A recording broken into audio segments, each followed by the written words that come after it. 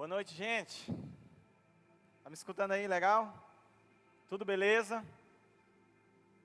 Quem tá feliz aí? Graças a Deus. Quem tá nos visitando assim, levanta a mão. Eu tô dando uma volta aqui hoje. Seja bem-vindo, seja bem-vindo, seja bem-vindo. Fica à vontade. Em nome de JC o Considerado, seja bem-vindo. Amém? Sou o pastor Júnior, viu? Você não me conhece, prazer. Qualquer coisa a gente conversa aqui depois. Mas para você que está nos visitando, eu vou te informar um pouquinho para você não ficar tão aéreo. Esse é o terceiro sábado que a gente está falando sobre vencer tentações, né? Lutar contra as tentações. Então a gente já falou um sábado, outro sábado, e neste sábado a gente vai estar dando continuidade sobre esse assunto de como vencer as tentações. E o tema de hoje é o poder da decisão. Amém? Você tem o poder de decidir muitas coisas da tua vida, sabia disso? O poder está com você. Mas antes da gente começar, eu queria orar rapidinho com você, porque eu sei que essas palavras desde o 2, né, desde o primeiro sábado, na verdade desde que a gente voltou, eu acredito que Deus esteja construindo algo novo em nossas vidas. E vencer tentação é o segredo para uma vida cristã vencedora, né? Para que seja nos posicionar e viver tudo aquilo que Deus tem para nós. Amém? Então, vamos fazer aí um poder. Você tem um poder. Coloca a mão assim na sua testa aí, confia em mim. Aí você ora comigo assim: Senhor Jesus, eu coloco a minha mente cativa à mente de Cristo. Senhor, retira de mim toda religiosidade e todo preconceito já formado por mim. Em nome de Jesus, abra os meus olhos, Senhor, para aquilo que o Senhor deseja que eu enxergue nessa noite. Cumpra-se a tua vontade. Amém. Amém? Bom, esse é o terceiro sábado, então você me dá aí 30 minutinhos. E eu queria que você não conversasse, não ficasse com o celular na mão, para que você possa ser abençoado, beleza? O nome de hoje é o poder da decisão. E eu quero ler contigo o texto que está em Hebreus, capítulo 12, do versículo 1 ao 4. Se você tiver sua Bíblia, quiser abrir, anotar, vou esperar um pouquinho. A minha versão é NVI, Hebreus 12, 1 ao 4. Vocês estão com calor? Estão com frio? Estão com calor? Gente, liga essa central aí em nome de Jesus. Que sabe mexer, ó, ali e dali, por gentileza. Tem ali o negocinho da central. Tá quente mesmo, mas liga lá para nós. Aquela lá do fundo aí, Mateus, onde o Mateus está. E outra lá do canto ali atrás das cadeiras. Por favor aí, Alan, que está muito quente. Então vamos lá, gente. Hebreus 12, 1. Liga a 30. Até, liga tudo aí. A gente deixou quente um pouquinho assim para você saber como é que é o inferno. Tô brincando, gente. Se tá ruim desse jeito, hein? Imagine lá, meu amigo. Mas vamos lá. Alan, em nome de JC, liga essa central, pelo amor de Deus, senão o povo não volta mais. Hebreus 12, 1 ao 4 diz assim: portanto, também nós, uma vez que estamos rodeados por tão grande nuvem de testemunhas, livremo-nos de tudo que nos atrapalha e do pecado que nos envolve. E corramos com perseverança a corrida que nos é proposta, tendo os olhos fitos em Jesus, o autor e consumador da nossa fé. Ele, pela alegria que lhe fora proposta, suportou a cruz, desprezando a vergonha, e assentou-se à direita do trono de Deus. Pensem bem naquele que suportou tal oposição dos pecadores contra si mesmo, para que vocês não se cansem, nem se desanimem. Na luta contra o pecado, vocês ainda não resistiram até o ponto de derramar o próprio sangue. Aleluia! Eu quero te situar um pouco, o porquê que o autor de Hebreus, ele falou isso aqui.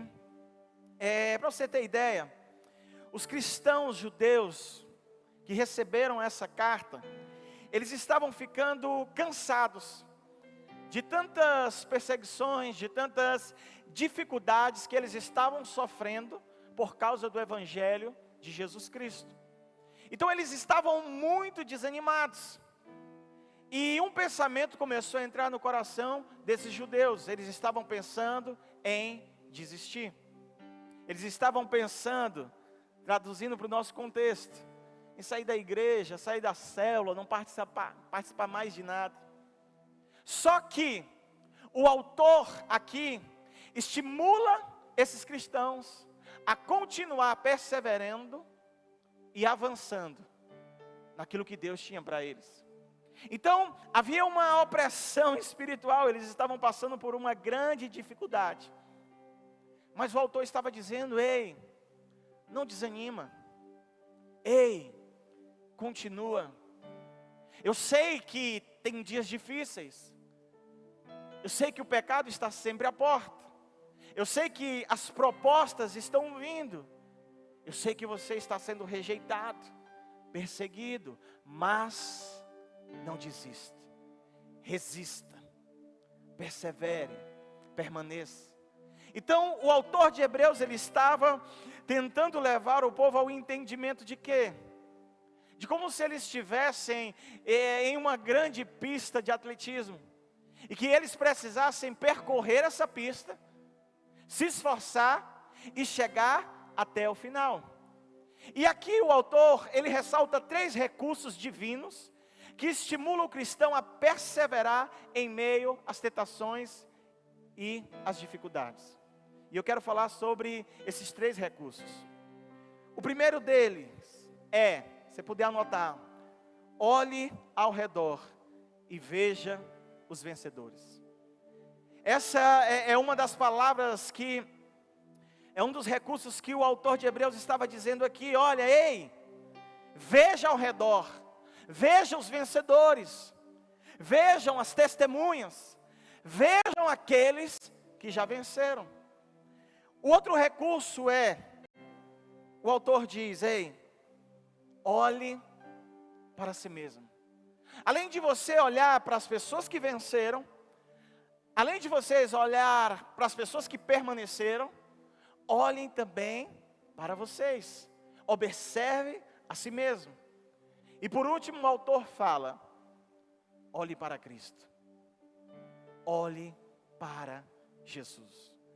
Então, em meio às dificuldades, o autor estava trazendo 3 recursos. Primeiro, veja os vencedores, aqueles que venceram. Segundo, sempre olhe para você mesmo. E terceiro, esteja com a sua fé, os seus olhos fintos em Jesus. O versículo 1, a parte A dele diz: portanto, também nós, uma vez que estamos rodeados por tão grandes nuvens de testemunhas. Essas testemunhas citadas aqui, elas foram apresentadas em Hebreus capítulo 11. Se você for ler Hebreus capítulo 11, ele vai ter um subtítulo de quê? Heróis da fé. Então, quando o autor da carta diz: ei, se liga nas testemunhas. Ele já tinha citado um pouco da história delas em Hebreus 11, de pessoas que permaneceram, pessoas que venceram, pessoas que mesmo em meio a qualquer tipo de tribulação, dificuldade, tentação, conseguiram permanecer fiéis a Jesus. Só que, quando o texto fala: ei, fica ligado nas testemunhas, ele não está querendo dizer para mim, para você, ou sugerir: ei, as testemunhas estão nos observando, eles estão de olho em nós. Não, o autor ele não estava dizendo isso. O termo grego traduzido relacionado a testemunhas não se refere a espectadores, mas dá origem à palavra mártir. Você sabe o que é isso, gente? Quem sabe? Glória a Deus. Fica mais fácil. Quer que eu explique? mártir. É mais ou menos uma pessoa que morreu por uma causa. Então em Hebreus 11, houve muitas pessoas que morreram por causa do Evangelho. Alguns foram partidos no meio, outros morreram queimados, e tantas coisas mais. Então, o autor de Hebreus, ele estava falando isso. Ele estava dizendo assim, olha, essas pessoas não testemunham o que fizemos. Antes, elas testemunham para nós o que Deus é capaz de fazer, que Deus é capaz de nos sustentar até o fim. Ou seja, ele estava dizendo assim, olha, essas pessoas, elas não testemunham para nós o que temos que fazer, mas elas provam para mim e para você o que o nosso Deus pode fazer em nosso favor. Então, o autor de Hebreus, toda vez ele está dizendo assim, ei, veja o que Deus fez na vida dos heróis da fé. Veja como Deus os sustentou.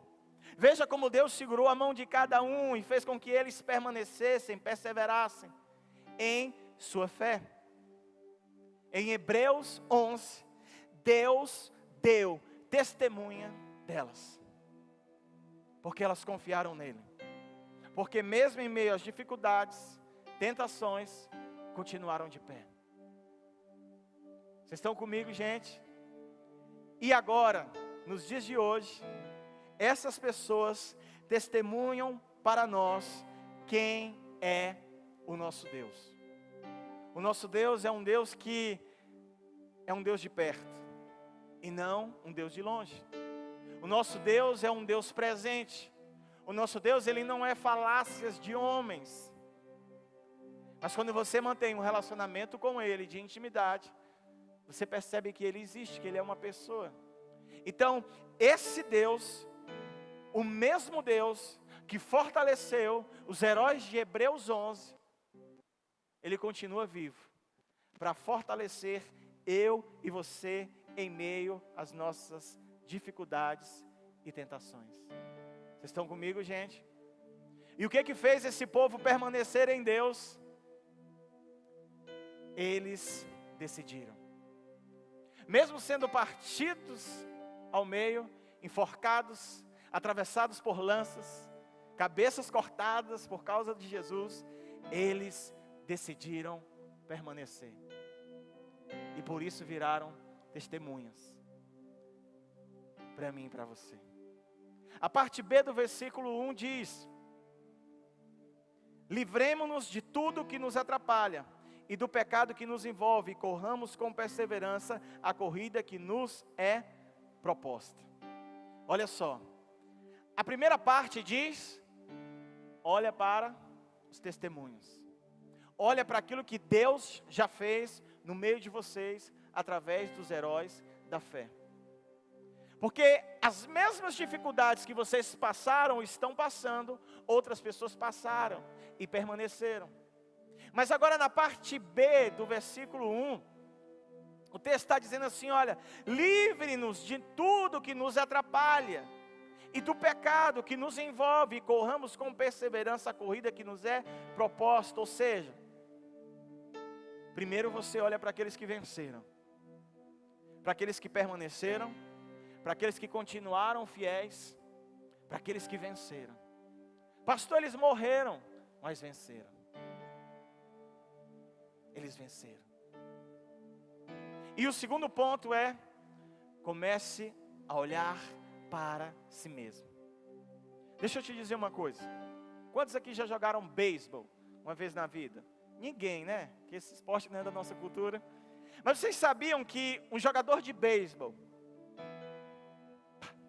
antes de ele entrar em uma partida, ele treina, ele aquece com um taco mais pesado do que o taco oficial? Pois é. Antes de ele entrar numa partida para jogar, ele treina com um taco mais pesado. Por quê, gente? Porque o excesso de peso afeta a resistência. Ou seja, o excesso de peso afeta de forma positiva os seus resultados durante o jogo. Se ele pega, algo mais pesado, quando ele for para o jogo, isso vai afetar de maneira positiva. E assim vai ser melhor para ele, sim ou não? Sim. Mas, quando esse peso em nossas vidas é o pecado, isso nos afeta de forma negativa. É por isso que o autor de Hebreus diz: ei, livrem-se de tudo que vos atrapalha. Livrem-se do pecado, para que vocês possam correr com perseverança a corrida que lhes foi proposta. Então, meus irmãos, quando esse peso em nossas vidas se torna pecado, isso sempre irá nos afetar de forma negativa. E nós não poderemos ter liberdade para cumprir tudo aquilo que Deus tem para nós. Eu vou te dar um testemunho do que aconteceu comigo hoje, para você entender mais na prática. Eu acho que foi Deus que fez comigo de propósito.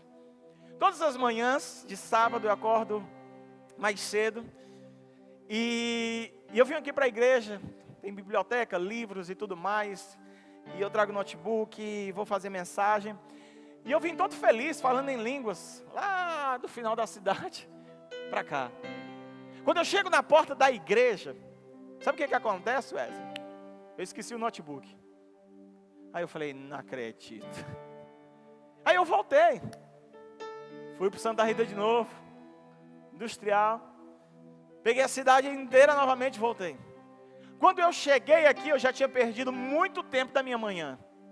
Então eu tinha que correr atrás do que, gente? Do tempo perdido.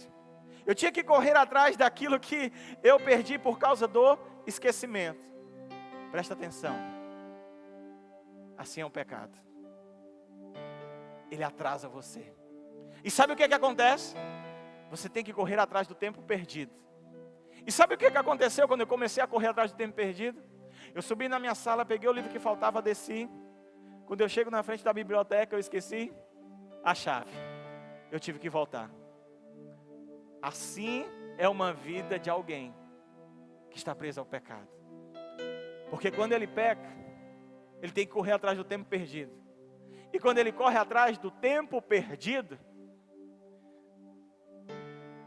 ele vai esquecendo algumas coisas pelo caminho, que precisa acertar, que precisa corrigir.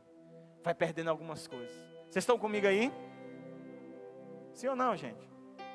E quais são os pesos que devemos remover a fim de vencer essa corrida que nos foi proposta? Tudo aquilo que representa algum empecilho para o nosso avanço. Devemos nos desembaraçar de todo o peso e do pecado que nos assedia todos os dias. Para que eu possa percorrer a corrida que me foi proposta, eu preciso parar de me distrair com algumas coisas. Deixa eu te dizer uma coisa. Você sabia que o diabo acha você um abestado? Você gostou do meu abestado? Você sabia disso? Como assim, pastor? Ele me acha um abestado. Deixa eu te dizer uma coisa. De forma didática aqui. Vem cá, tu está vestido, vem. Não que os outros estejam pelados. Sobe, menino. O Braga está aqui, né? Tudo bem que parece que ele não saiu de casa, mas amém. Ele está aqui. E o Braga tem um propósito de Deus para chegar até aqui. Pegar a maleta da sorte. Só que o diabo quer impedir que o Braga chegue naquele lugar. Deixa eu usar uma personagem aqui, mas é só ficção, tá bom? Escolhe uma amiga sua. Hã? Não escolher ninguém não? Deixa eu ver quem que eu escolho aqui. Yasmin, vem cá, tu tá mexendo com o celular na hora do culto. Vem. Yasmin logo. Isso aqui é um exemplo. Sobe, princesa. Então vamos lá. O Braga tá ali. Essa moça bonita aqui. Existe um caminho para o Braga percorrer. Só que, no meio desse caminho, aparece ela. Eita, pílula. Fala aí, eita, pílula. Ou ele, né? Eita, pílula. E o que é que acontece, meus irmãos? Isso aqui serve como uma distração. Pode ser de forma romântica, pode ser simplesmente uma encrenqueira, enfim, pode ser qualquer coisa. Mas está aqui para atrapalhar. Se o Braga está aqui, e o problema está aqui, e o Braga está olhando para o problema, tem como o Braga focar no que está aqui? Tem, gente? Tem não. Deixa eu te trazer uma revelação dos últimos tempos. Muitas vezes não, às vezes, existe um caminho proposto para você, mas você está tão distraído com algumas situações, que você está longe do seu destino. Você consegue entender isso? Obrigado, meus atores. É por isso que nós precisamos nos desembaraçar de todo o peso e do pecado que nos assedia todo momento. Ou seja, eu preciso me autoanalisar e identificar em mim as minhas limitações, porque só assim eu terei o poder da decisão em minhas mãos. Muitos de nós, muitas vezes, estamos aqui, sendo tentados, distraídos, e não conseguimos colocar os nossos olhos naquilo que Deus tem para nós. Parece meio bobo, né? Mas muitas vezes é assim. É por isso que eu e você precisamos começar a identificar aquilo que nos atrapalha, para que nós possamos percorrer o caminho que nos foi proposto. Para o Braga, nessa encenação, o peso que lhe impedia era Yasmin. Então, para o Braga chegar até a mala, ele precisava se livrar da Yasmin. Do que você precisa se livrar para percorrer o caminho que lhe foi proposto? O que você acha que tem que deixar para trás, para que você possa cumprir e ir em direção ao seu destino? Então, eu preciso, Yasmin, olhar para todas as coisas grandes que Deus fez, de como Deus firmou pessoas, como Deus ajudou pessoas a vencer a mentira, a prostituição, a masturbação, a pornografia. Eu preciso pegar esses testemunhos e falar assim: uau, eles venceram, eu também posso vencer. Mas também eu preciso olhar para mim e identificar em mim o que tem sido um peso que me atrapalha de chegar aonde Deus deseja. Vocês estão conseguindo entender o que eu estou querendo dizer? Então eu te dei os dois recursos que o autor de Hebreus fala aqui em Hebreus 12. E agora eu vou te dar o último recurso. Qual é? Olhe para Jesus Cristo. Diga para essa pessoa linda de máscara, mesmo que ela não veja a sua boca, diga para ela assim: olhe para Jesus Cristo. O versículo 2 diz assim: tendo os olhos fintos em Jesus, o autor e consumador da nossa fé. Jesus, Ele é o autor e consumador da nossa fé. Autor no grego é como se estivesse com o significado de pioneiro. Ou seja, nós devemos olhar para Jesus como aquele que é líder no caminho, aquele que está liderando, o qual, como um homem de fé, ultrapassou todos os demais heróis da fé. Ou seja, olhe para as testemunhas, olhe para si, mas olhe também para Cristo, porque Ele é o primeiro, Ele é o líder. A palavra consumador no grego é o mesmo que aperfeiçoar. Em Cristo temos o poder aperfeiçoador, que leva a nossa fé à maturidade total, de modo a podermos compartilhar das perfeições de Deus, mediante a sua realização. Então o que o texto está dizendo? Cristo é o autor, Cristo é o líder, é o primeiro que faz. Olhe para Ele e imite Ele. E naturalmente, Ele vai nos aperfeiçoar, para que nós possamos chegar naquilo que Deus tem para nós. Vocês estão entendendo, gente? De verdade, está tudo certo? Escute isso. Foi olhando para Cristo que eu e você recebemos salvação. Olhar significa confiar. Quem lembra da experiência de Pedro e Jesus caminhando pelas águas? Estava lá a tempestade, e Pedro, muito ousado, disse: mestre, é tu que está aí? Se for debaixo da tua palavra, eu vou caminhando em cima das águas. E Jesus falou: vinde, parceiro. E a Bíblia diz que Pedro começou a dar passo, e olhando para Jesus, ele começou a andar sobre as águas. Só que veio os ventos, tempestades, problemas, tentações, dificuldades.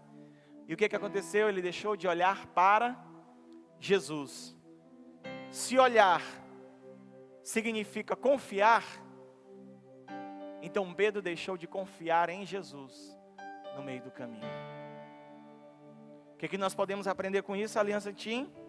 Que nós precisamos continuar confiando naquele que um dia olhou para nós, e aquele que um dia nós olhamos para Ele também. Essa confiança, ela não pode ser quebrada. Vocês estão comigo, gente? Tá difícil não, né? Pois vamos lá. Lá em Números capítulo 21, Antigo Testamento, um dia o povo de Israel fez umas besteiras, gente. Eles, deixa eu dizer aqui, deixa eu exemplificar aqui na minha versão Junho Bandeira. Lá em Números 21, eles aprontaram com Deus. E aí, meu amigo, eles comeram uma feijoada estragada. Todo mundo começou a morrer de caganeira. Minha versão, gente. O que aconteceu? O povo estava morrendo. Não tinha remédio que dava jeito, chá de boldo, casca de laranja, nada. E aí Deus falou assim: parceiro, Moisés, meu brother, pega uma serpente aí, faz ela bem bonitinha, bota na estaca e bota assim, pendurada para o povo ver. Mas falando sério, o que aconteceu, gente? Cobras começaram a invadir o arraial, o lugar onde os israelitas estavam, e começaram a picar os israelitas, e eles começaram a morrer envenenados. Então Deus falou isso: olha, pega uma cobra, coloca pendurada lá, e todo mundo que olhar vai ser curado, e não vai morrer. O que eu estou querendo dizer? Eu e você precisamos olhar para Jesus, manter nossos olhos fixos nele, e confiar que Ele pode nos ajudar a vencer as tentações. Se eu olhar para Cristo e manter a minha visão em Cristo, Ele vai me fortalecer a vencer as tentações. A maioria das vezes que você cedeu às tentações e caiu em pecado, foi porque você deixou de olhar para Cristo e deixar de confiar em quem Ele era. Se você está olhando para Cristo, você vai continuar. Se o Braga aqui esquecer Yasmin e manter os olhos naquilo que Deus é, naquilo que Deus tem para ele, ele vai continuar prosseguindo. Então, todas as vezes que nós vacilamos no meio da caminhada, é porque nós deixamos de manter os olhos fixos em Jesus. Vocês estão aí, gente? Não, dá um glória a Deus animado aí, Ana Valéria. Então, gente, eu e você precisamos manter os nossos olhos em Jesus, para que assim nós possamos vencer as nossas fraquezas. Sabe por quê?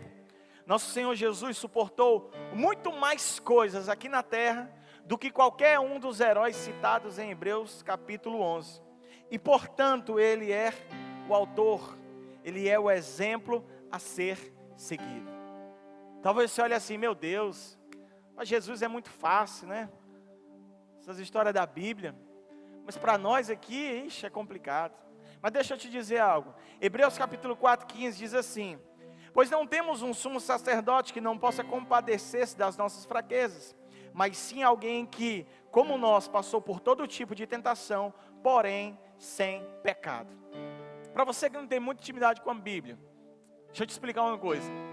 Antigamente, havia um sacerdote.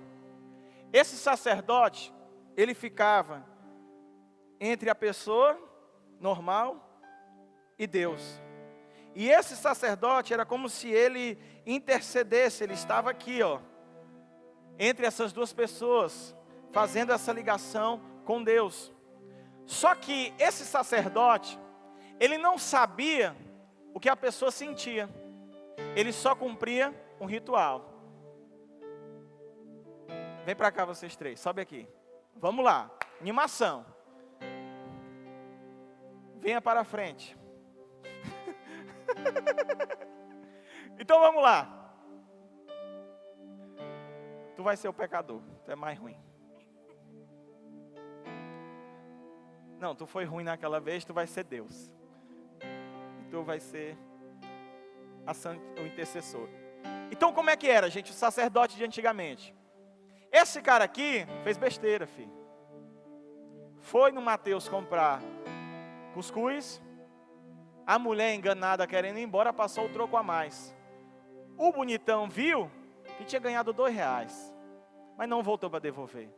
O que ele fez, filho? Roubou.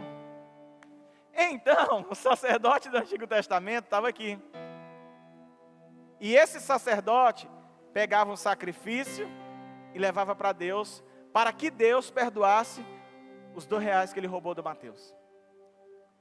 Então, com os R$2 que ele roubou do Mateus, ele comprava uma pomba. Olha, ainda comprava o sacrifício com dinheiro roubado. Misericórdia. E ele entregava para esse sacerdote, e ele sacrificava, e Deus perdoava ele. Só que esse sacerdote aqui, ele não sabia das dificuldades de caráter desse aqui. Ele não sabia das lutas que ele passava. Ele apenas cumpria um ritual para que esse fosse perdoado por Deus. Só que aí veio Jesus de Nazaré.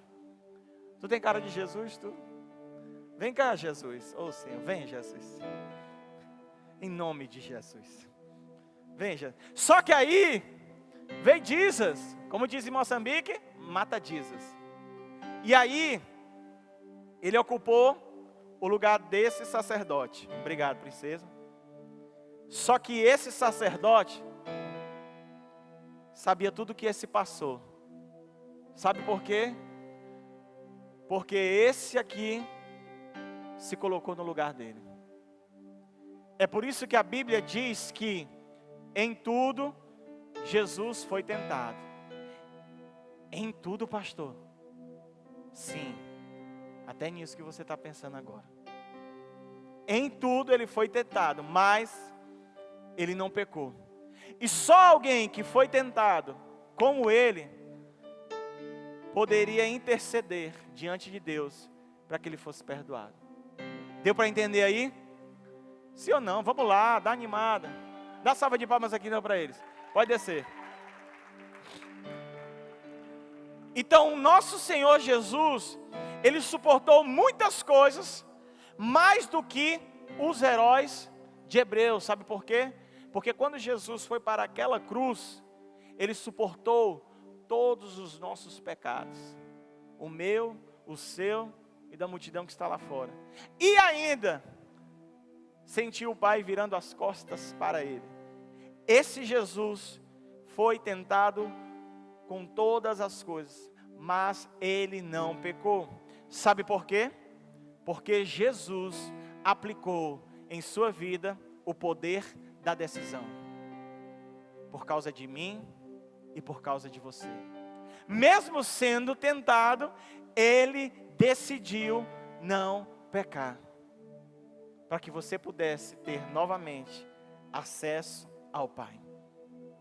Então repete comigo assim: recursos divinos que estimulam o cristão a perseverar em meio às tentações.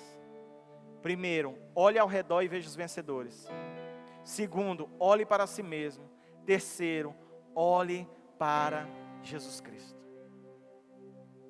Olhe para aquilo que Deus já fez na vida de pessoas que venceram lutas e dificuldades. Olhe para você e entenda as suas limitações e fraquezas e aprenda com elas. E mantenha os seus olhos fitos em Jesus. Porque assim você vai vencer as suas dificuldades e as suas limitações. O versículo 4 de Hebreus 12. Hoje eu estou mais professor, né?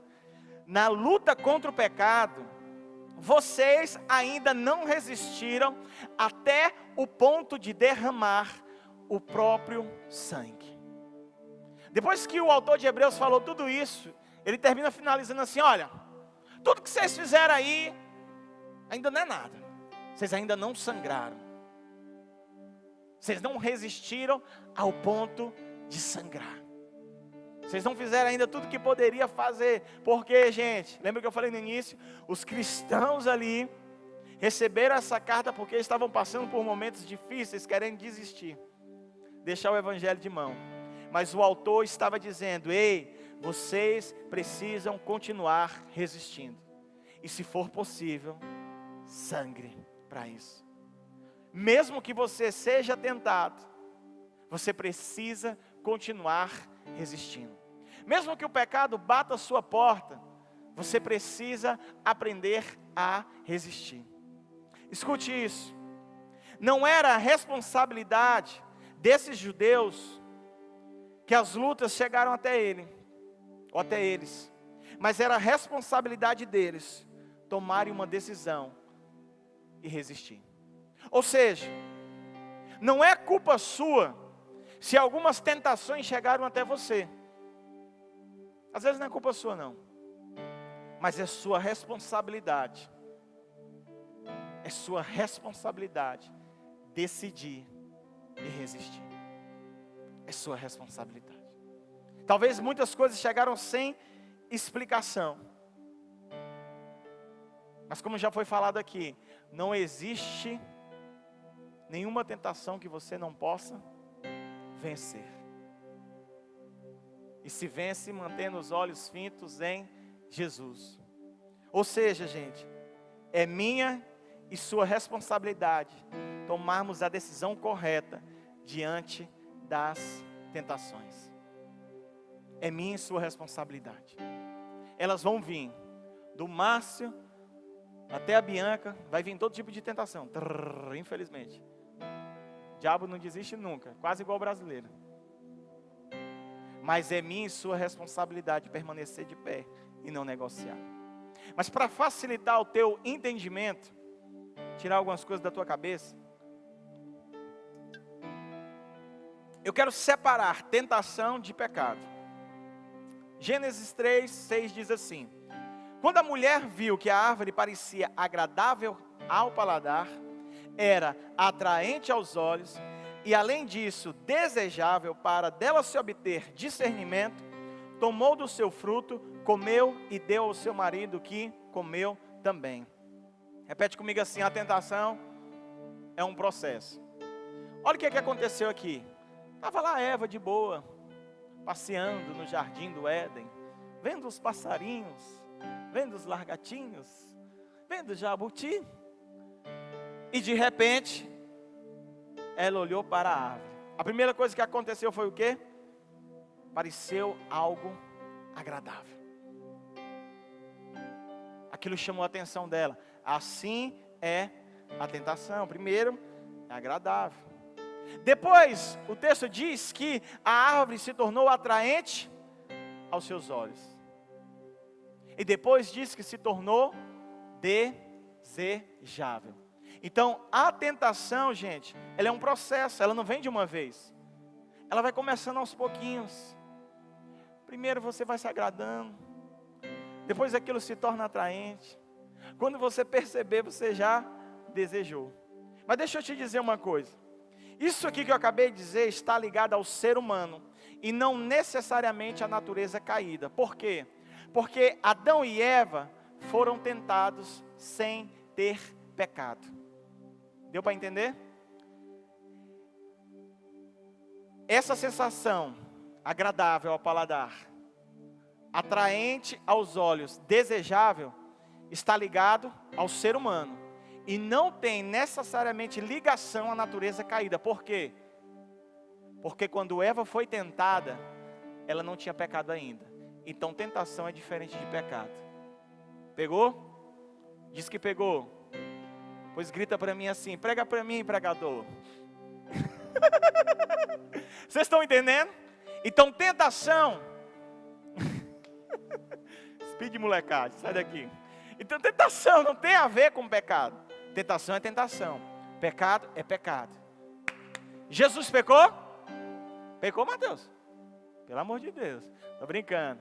Jesus não pecou, mas Jesus foi tentado. Então pecar é diferente de ser tentado. Eva foi tentada sem pecar. Deu para entender? Tamo junto? Gostei, vai aí. Tamo junto? Come on. Então nós podemos concluir o que, gente? A tentação não é pecado. Quando o diabo botar na tua cabeça assim: ei, eu estou te tentando, tu já pecou, safadinho. Você para e analisa: ei, diabo, sai para lá. Eu não pequei não. Porque tentação é diferente de pecado. Mas sabe qual foi o problema? Adão e Eva sucumbiram diante da tentação, e a tentação virou pecado. Ou seja, quando eles cederam à tentação, isso se tornou pecado. Então, irmão, irmã, você que está me escutando, se você é tentado, não significa que você está pecando, o que você pecou. Mas se você ceder à tentação e praticar, isso é pecado. Para facilitar aqui a cabeça dos homens, pastor, a Bíblia diz que se eu olhar para uma mulher e desejá-la, eu estou condenado ao mármore do inferno. Vamos lá, para facilitar. Vamos supor que o John deixou de ser Jesus, voltou a ser homem normal. Está aqui na igreja, ele está passando aqui, ele olhou assim: nossa, Jesus, que linda. Gente, isso não é pecado. Estou aqui fazendo as coisas para ficar mais fácil, beleza? Ele passou, olhou o pecado. Está a Juliana aqui, um dia de culto, tocando teclado aqui. Olha os meus olhos. Jesus do céu. Aí baixa, né? Deu uma olhadinha lá para baixo, viu algo assim mais interessante. Achar bonito não é pecado, beleza? Tamo junto? Mas aí o Jonathan fez. Olhou uma vez. Aí olhou de novo. Aí, meu amigo, o bichão já fez um negócio todinho aqui, um filme aqui, na cabeça dele. Ainda bem que ninguém assistiu o filme que eu pensei aqui. Ainda bem que ninguém assistiu esse filme da Netflix. Está repreendido. Aí o bichão aqui fez tudo na cabeça. Pecou ou não pecou, gente? Hã? Pecou. Mas ser tentado é diferente. Deu para entender? Tá ficando fácil? Vamos lá, alguém. Amém. Isso é para você não ficar doido. O pecado só se torna pecado a partir do momento que eu cedo à tentação. E aí se torna. Por isso, é minha e sua responsabilidade tomarmos a decisão correta diante de qualquer tentação. A tentação, gente, ela vai vir. Ela vai chegar assim: e aí, Marcinho? Tudo bom, linda? O que você vai fazer hoje à noite, depois do culto? Ai, tão sexy esse seu joelho. Essas calças rasgadas, mexe comigo. Talvez a perigóspio pode mexer com o Márcio, né? E o Márcio pode dar uns calafrios assim. Ai, Jesus. Mas a decisão de cair é do Márcio. Se ele não decidir, ele não cair. Vocês estão comigo, gente? Eu queria usar uma menina, mas é meio assim, né? Não pode. Meninas são tudo de Deus. Os homens também.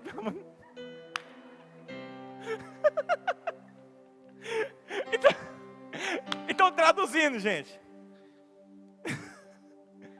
A gente precisa aprender a resistir. Beleza? Então, quando vir algo na sua mente, você analisa e fala: epa, para aí, Joana, não é assim não. Ser tentado é diferente de praticar pecado. Tamo junto? Então eu estou tirando um peso de cima de você, beleza? Vamos lá, alguém. Glória a Deus. Eu estou tirando um peso de você, para você entender. Então olha só. A Jurema pode até chamar o Márcio para dar uma volta depois do culto. Mas é uma decisão dele não ir. Gênesis 4, 6, 7. Eu vou te mostrar isso. Diz assim.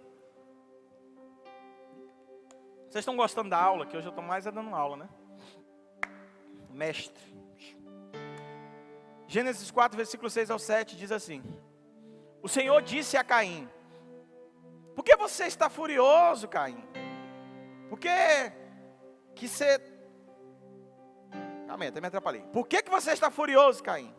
Por que se transtornou o seu rosto? Se você fizer o bem, não será aceito? Mas se não fizer, saiba que o pecado o ameaça a porta. Ele deseja conquistá-lo, mas você deve dominá-lo. Sabe o que Deus estava dizendo aqui para Caim? Caim, a tentação está bem na tua frente, parceiro. Tentando fazer você cair. Mas cabe a você a resistir. Traduzindo, a tentação está batendo na sua porta aí. Mas cabe você resistir.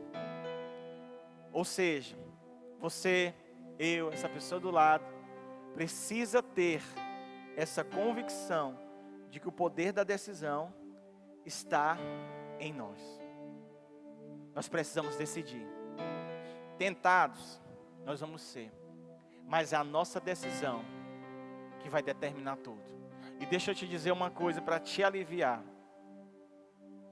Nem tudo que você pensa e vem na sua cabeça, que é contrário à palavra de Deus, significa que você é ou tem. Não. É só uma tentação que vem na sua cabeça. Você é o que a palavra de Deus afirma ao seu respeito. Você consegue entender isso? Isso é apenas uma distração para tirar você do propósito que Deus tem para ti. Beleza? Vamos lá. Mas o que gera em mim o poder da decisão, pastor Júnior? Primeiro, eu preciso amar a Deus. Entender que Deus não é o lugar, e sim uma pessoa. Como é que eu vou conseguir, na prática, aplicar o poder da decisão? Como é que eu vou decidir, pastor? Porque eu entendi o que é ser tentado, eu entendi o que é pecado, eu entendi isso, entendi aquilo. Mas como faz para me poder ser alguém que decide? A primeira coisa, eu preciso amar a Deus e entender que Deus não é o lugar, e sim uma pessoa. Sabe por que a gente peca tanto? Porque nós muitas vezes associamos a Deus a um lugar e não uma pessoa. Quer que eu te prove isso? Vigia a mídia. Pega teu celular bem aí, por gentileza, e acessa a pornografia. Ué, mas não acessa em casa? Por que não acessa na igreja?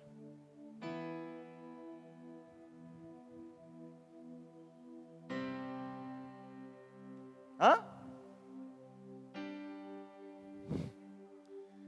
Sabe por que muitas vezes a gente peca? Porque nós associamos a presença de Deus a um lugar. Amadinho, não sobe agora no púlpito não, por gentileza.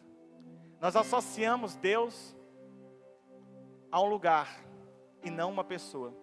Se eu sei que Deus é Deus, uma pessoa que habita em mim, eu posso ir para qualquer lugar.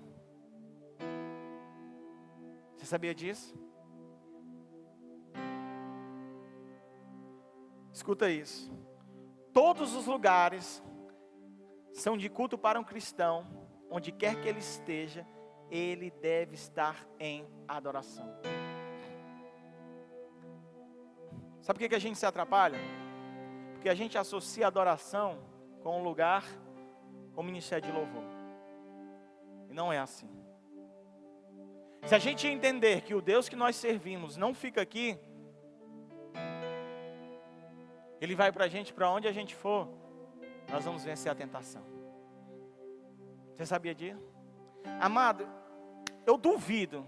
Na hora que estava aqui o Charamanaias aqui, a Juliana Rarabassai aqui, meu amigo, o diabo poderia vir bem aqui te pecar, tu não queria pecar. Por quê? Porque tu estava na presença de Deus.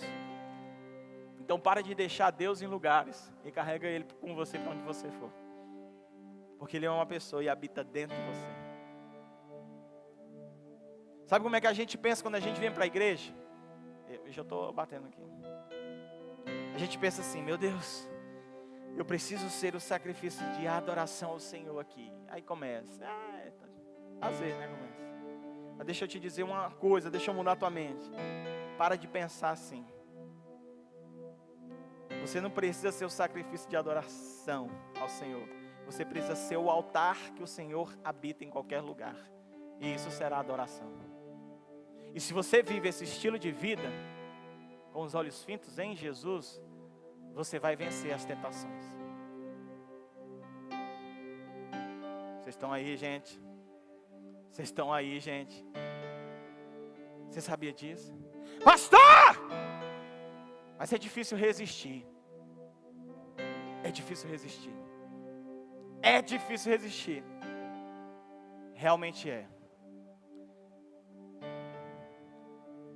E aí, Catarina? Gela não.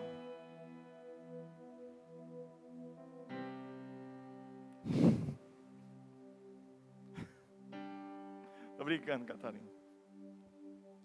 Gente, quem aqui já passou por uma grande dificuldade financeira e está sem dinheiro nenhum, precisando de R$1 para lanchar? Tem alguém assim?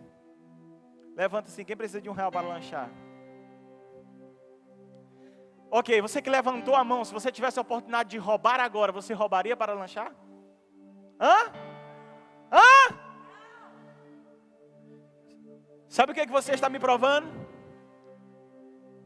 Que a sua necessidade não é maior do que a sua decisão. Então, em qualquer área da sua vida, as suas necessidades não podem ser maior do que sua decisão.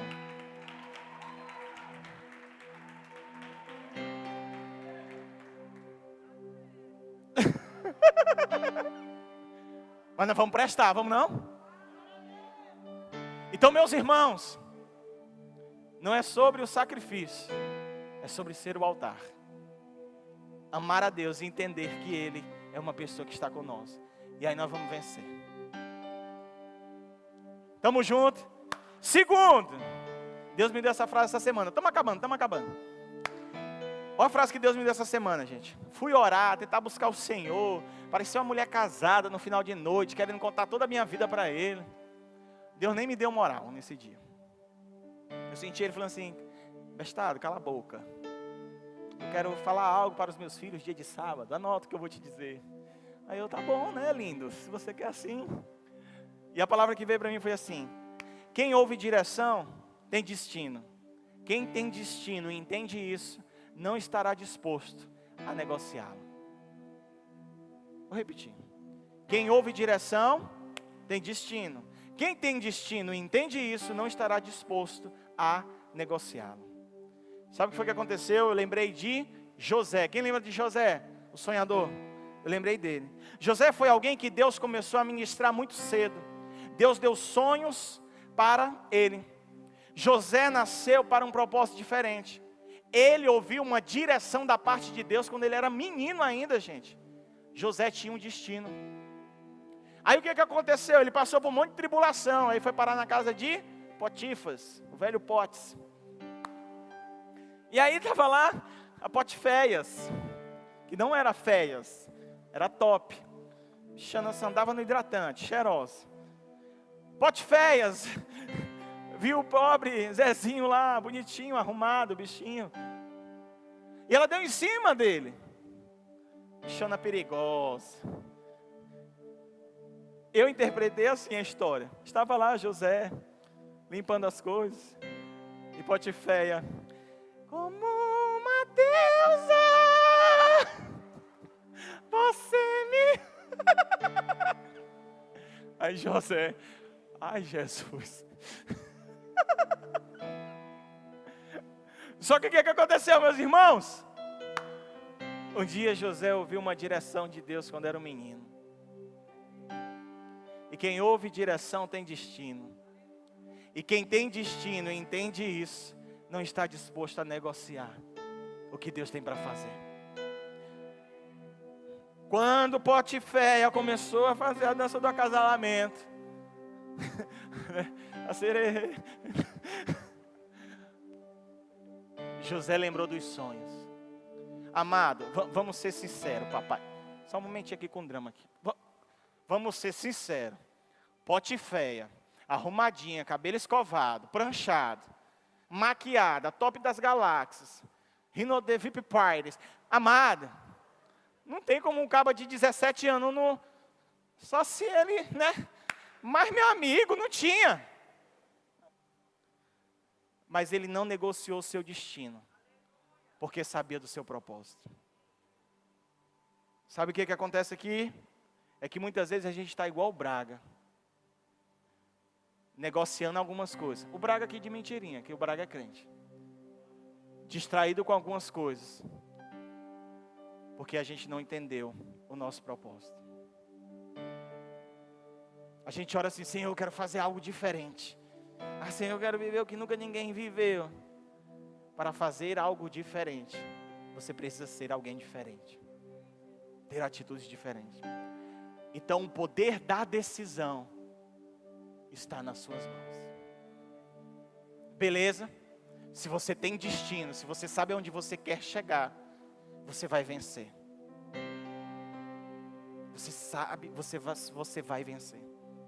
Quem não sabe aonde quer chegar, qualquer lugar para ele ou para ela serve.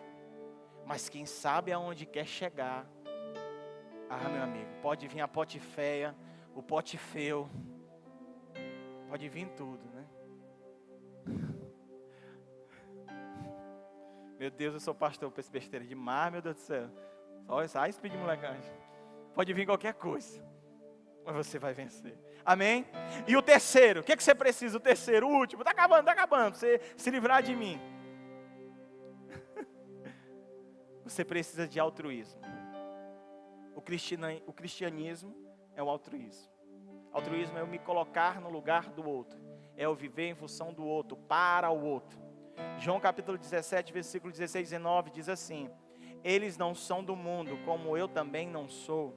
Em favor deles eu me santifico, para que também eles sejam santificados pela verdade. Sabe o que Jesus estava dizendo para Deus, a oração de João 17? Eu me santifico, eu nego a mim mesmo, eu venço as minhas limitações e tentações, para que eles em mim sejam santificados, eles possam vencer. É por isso que eu amo o Evangelho. Sabe por quê? Porque quando Jesus subiu naquela cruz, quando Jesus em tudo foi tentado e não pecou, Ele estava olhando para você. Foi por você. Ele resistiu à tentação, ao pecado, às dificuldades, ao ponto de sangrar. Sabe por que às vezes a gente fica pecando feito besta? Porque a gente não entende que aquilo que Jesus começou em nós, não termina em nós, mas passa por nós para tocar os outros. Eu lembro quando eu era mais novinho, hoje eu tenho 3.3, 23, rostinho de 23, né? Eu lembro que quando eu comecei a caminhada, eu não sabia nem se eu ia ser gente, mas eu ficava assim, Senhor, um dia eu vou conhecer o Braga, Senhor, eu preciso prestar, Senhor, para que a tua santidade em mim possa servir para gerar santidade no Braga. Então, Yasmin, eu tinha muito isso na minha cabeça, porque eu entendia que tinha um destino. Então eu não vivia só por causa de mim, mas eu vivia por causa daquilo que Deus poderia fazer através de mim para os outros. Quando você começa a viver com essa mentalidade, de amar a Deus acima de todas as coisas, de não negociar o seu destino e de viver em função daquilo que Deus pode fazer em você para os outros, você vai parar de se distrair. E você vai percorrer a corrida que lhe foi proposta com sucesso. O seu posicionamento hoje ajudará pessoas que você nem conhece ainda a se posicionarem e vencerem. Eu não conhecia vocês há 10 anos atrás, mas muitas coisas que eu venci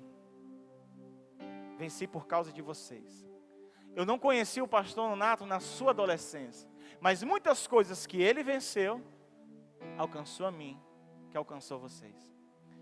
Então muitas coisas que talvez hoje são propostas para vocês, se vocês vencerem, as suas atitudes não vão alterar somente a vida de vocês, mas a vida dos outros, a vida do próximo.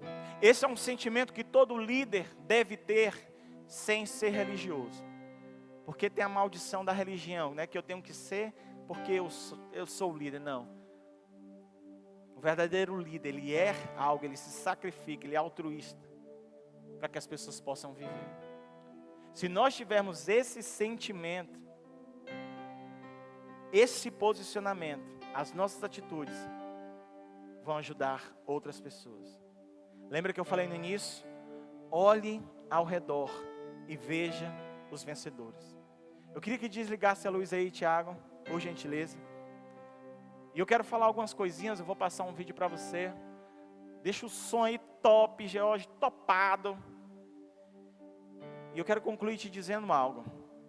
Meus filhos, mesmo que a tentação seja mais forte, mesmo que ela nunca dê descanso, mesmo que pareça invencível, não desista. Não desista. Mesmo que pareça que tem dias que aquilo vai acabar você, tomar a tua mente. Mesmo que pareça dias que você luta e não consegue vencer, não desista. Sabe por quê? Porque você tem em suas mãos o poder da decisão. E através da sua decisão, você pode alterar a sua vida e alterar a vida de outras pessoas. Uma decisão, o poder da decisão pode fazer a diferença. Desliga tudo aqui, por gentileza, essas aqui, e presta atenção nesse vídeo. O poder da decisão. Para aí, tem muita luz aqui.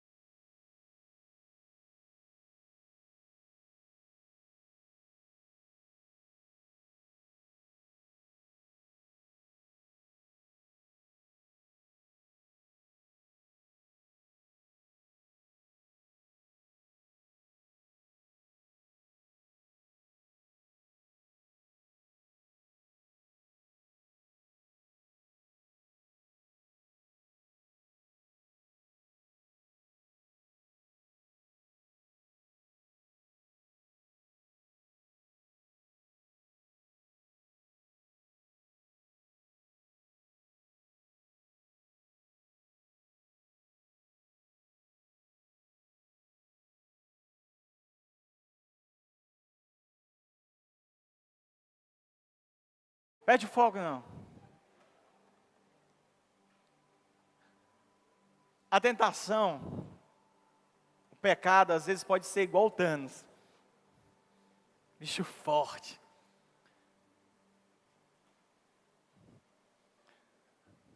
Pode parecer invencível. Pode parecer impossível. Mas você tem nas suas mãos o poder da decisão. Você tem nas suas mãos o poder de decidir. Você tem nas suas mãos o poder de fazer uma escolha diferente. Como eu falei,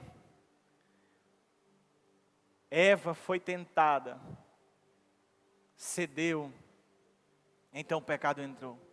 Mas ela tinha em suas mãos o poder de decidir. E talvez aqui tem pessoas diferentes, histórias diferentes, lutas diferentes, batalhas diferentes, cada um na sua área lutando contra todo tipo de tentação. Mas para todo mundo aqui, a sua tentação é como o Thanos, grande, forte e talvez invencível. Mas assim como o Homem de Ferro venceu no final com uma decisão, você pode ter uma decisão. O poder da decisão está nas suas mãos. E você pode viver tudo que Deus tem para ti. Nós podemos ser tentados. Infelizmente o pecado está à porta. Mas como Deus falou para Caim, cara, não deixa isso te dominar. E eu estou dizendo para você hoje, ei, não deixa o pecado te dominar. Está com vontade de pecar, pega teu celular, liga para o teu líder, liga para a tua líder, fulana de tal, me ajuda, em nome de Jesus, o considerado das nações. Eu estou com vontade de fazer besteira. Confesse sua tentação, mas não confesse pecado não. Porque você tem o poder de decidir o seu futuro, e ele está nas suas mãos. Feche os teus olhos, pense nisso, e eu quero orar por você.